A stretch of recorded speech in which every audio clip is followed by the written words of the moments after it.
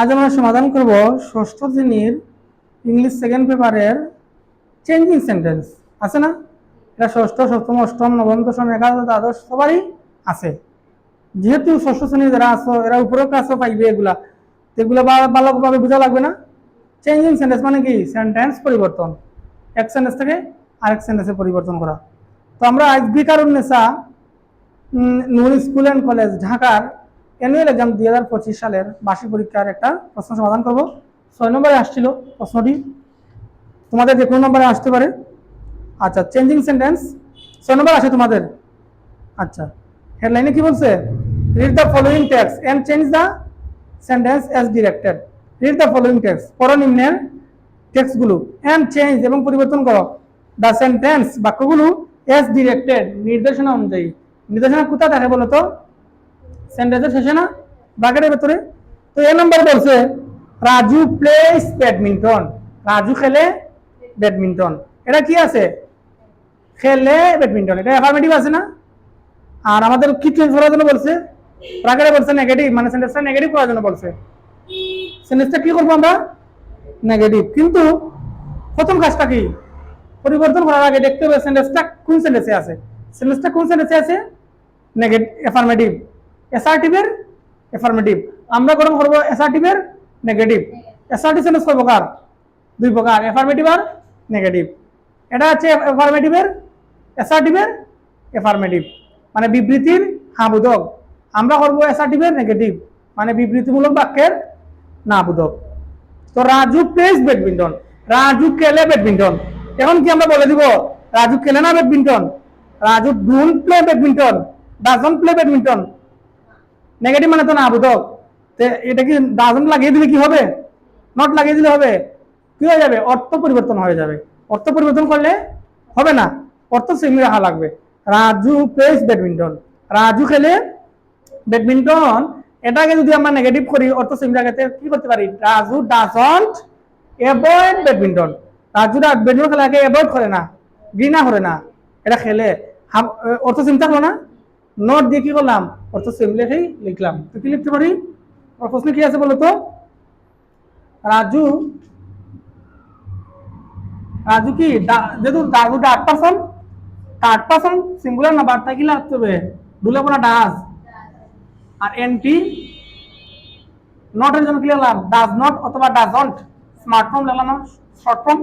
Does not কে কি লেখা যায়? ডাজন্ট। রাজু ডাজন্ট কি? Avoid, A V O I D, avoid না? অ্যাভয়েড কি? প্লেইং,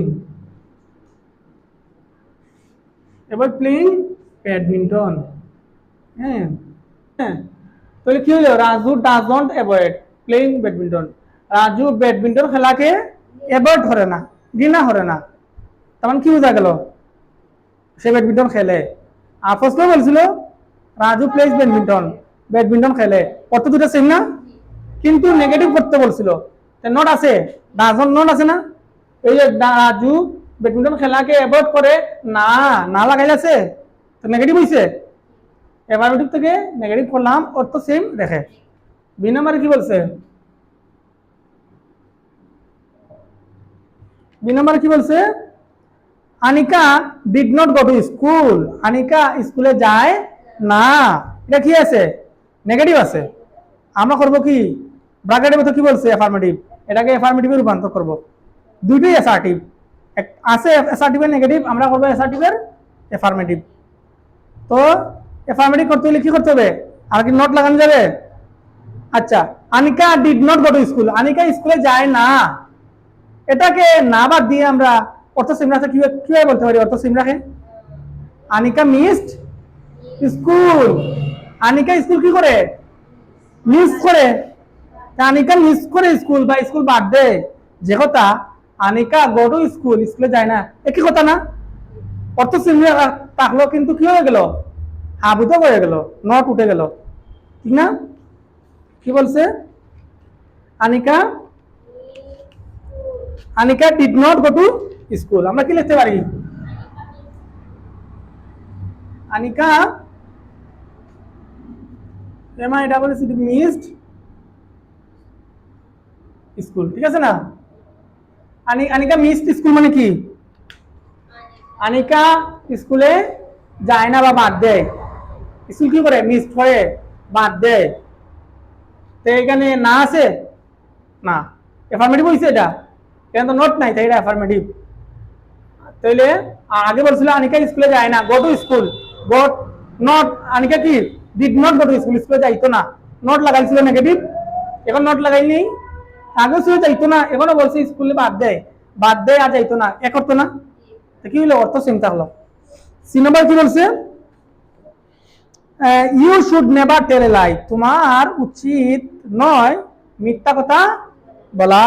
ইউ শুড নেভার, তোমার উচিত নয় কখনো মিথ্যা কথা বলা। এটা কোন সেন্টেন্স আছে? Assertive sentence. কিভাবে বুঝবো আমরা? ইউ সাবজেক্ট, তারপরে শুড ভার্ব, তারপরে কি আছে? নেভার টেল এ লাই, এটা বাকি অংশ object, subject plus verb plus object, subject plus verb plus agreement. এটা কি অ্যাসার্টিভ সেন্টেন্স স্ট্রাকচার না? এটা আছে assertive sentence. Assertive sentence you should never tell a lie, assertive sentence আছে না? এটাকে কি করবো আমরা? ইম্পারেটিভ। ব্র্যাকেটের ভিতরে কি আছে? ইম্পারেটিভ আছে না? তো ইম্পারেটিভ মানে কি? আদেশ, উপদেশ, আদেশ, উপদেশ, অনুরোধ, এটা না? তো তোমার উচিত নয় কখনো মিথ্যা কথা বলা, এটা কি হবে? আদেশ হবে না অনুরোধ হবে না উপদেশ হবে? উপদেশ হবে না? মাশাআল্লাহ। আমরা কি বলতে পারি? এটা যেহেতু অ্যাসার্টিভ এর জন্য কি সামনে ইউ লিখছিল, আমরা তো আর অ্যাসার্টিভ লিখতেছি না, ইম্পারেটিভ লিখবো। ইম্পারেটিভ এর স্ট্রাকচার কি? Verb plus object, verb plus বাকি অংশ। তাহলে তো আমরা কি লিখতে পারি? বলছিল you should never tell a lie, you should never tell a lie, তোমার কি বলা উচিত নয়? মিথ্যা কথা বলা উচিত নয়।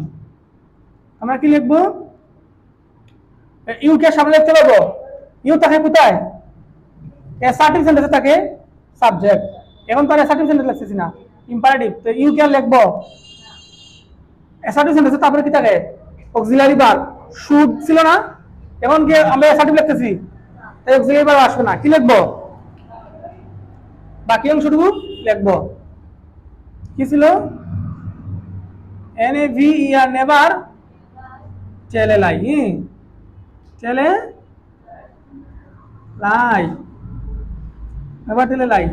নেভার টেল এ লাই মানে কি? মিথ্যা কথা বলো না। তোমার উস্তাদ, তোমার বাবা মা, বড় ভাই তোমার মাথায় হাত দিয়ে কি বলতেছে? কখনো, নেভার মানে কখনো মিথ্যা কথা বলিও না, এটা উপদেশ দিছে না? তো আমরা অ্যাসার্টিভ সেন্টেন্সে তাকে, অ্যাসার্টিভ সেন্টেন্সের সামনে থাকে সাবজেক্ট, অক্সিলারি ভার্ব, বাকি অংশ। তো এটা তো অ্যাসার্টিভ সেন্টেন্স লিখছি না, ইম্পারেটিভ লিখেছি, তাই ইউ সাবজেক্টটা উঠে গেছে, শুড অক্সিলারি ভার্বটা উঠে গেছে, বাকি অংশটুকু বইল। নেভার টেল এ লাই, কখনো মিথ্যা কথা বলিও না। সি পরে কি আছে? ডি আছে না? ডি নাম্বারে কি বলছে?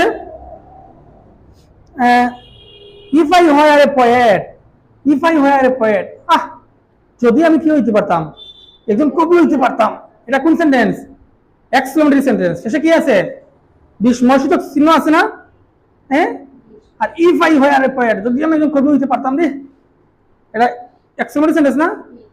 ভয়, আতঙ্ক, আগ্রহ, উচ্ছ্বাস, এগুলা কি এক্সক্লেমেটরি সেন্টেন্স। আবার শেষে এক্সক্লেমেশন চিহ্ন আছে, প্রথমে ইফও আছে, প্রথমে কি সাবজেক্ট আছে? তাহলে বলতাম অ্যাসার্টিভ সেন্টেন্স। প্রথমে কি অক্সিলারি ভার্ব, তারপরে ডাব্লিউসিশন অক্সিলারি ভার্ব, পরে সাবজেক্ট আছে না, থাকলে বলতাম ইন্টারোগেটিভ সেন্টেন্স। প্রথমে বুঝতে পারছো? যেহেতু ইফ দিয়ে শুরু হয়েছে আর শেষে এক্সক্লেমেশন চিহ্ন আছে, তাহলে এটা কোন সেন্টেন্স? Exclamatory sentence. এটাকে কোন সেন্টেন্সে রূপান্তর করবো আমরা? অ্যাসার্টিভ। অ্যাসার্টিভ এর স্ট্রাকচার কি? Subject plus verb plus object. প্রথমে থাকবে সাবজেক্ট, ইফ কি সাবজেক্ট না, তো ইফ উঠে যাবে, কি লিখতে পারি আমরা? বলছিল কি if I were a poet, যদি আমি একজন কবি হইতাম। এখন আমরা কি লিখতে পারি? ডাব্লিউ আই উইশ কি? I wish I were, I wish I were a কি? পোয়েট, ঠিক আছে না? বলছে কি ইফ আই ওয়্যার এ কি? Poet. If I were A poet, যদি আমি কি হইতাম, একজন কবি হইতাম, সেটা কোন চিহ্ন ছিল? এক্সক্লেমেশন চিহ্ন ছিল। আমাদের ব্র্যাকেটে কি বলছে? অ্যাসার্টিভ সেন্টেন্স করার জন্য। তো ইফ থাকবে কি সামনে? অ্যাসার্টিভ সেন্টেন্সের সামনে স্ট্রাকচার কি? Subject plus verb. তো সাবজেক্ট আছে প্রথমে, ভার্ব আছে, তারপরে অবজেক্ট বাক্যাংশ আছে না? আই উইশ, আমি যদি কি হইতাম, একজন, মানে আই উইশ মানে কি আমার ইচ্ছা, আমি একজন কবি হতাম। এটা অ্যাসার্টিভ সেন্টেন্স, শেষে কি বলবে? ফুল স্টপ বলবে না? Full stop. বুঝতে পারছো? আমরা কি করলাম? এক্সক্লেমেটরি সেন্টেন্সকে অ্যাসার্টিভ সেন্টেন্সে রূপান্তর করলাম। ই নাম্বার কি বলছে? She will succeed in life, সে করবে জীবনে কি? উন্নতি। এটা কোন সেন্টেন্স?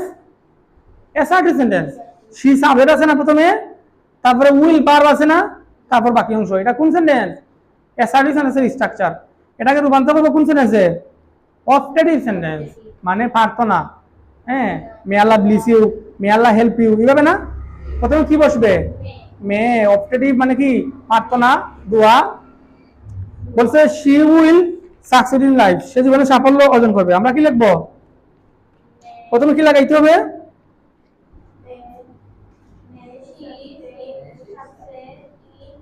মে লাগাইতে হবে।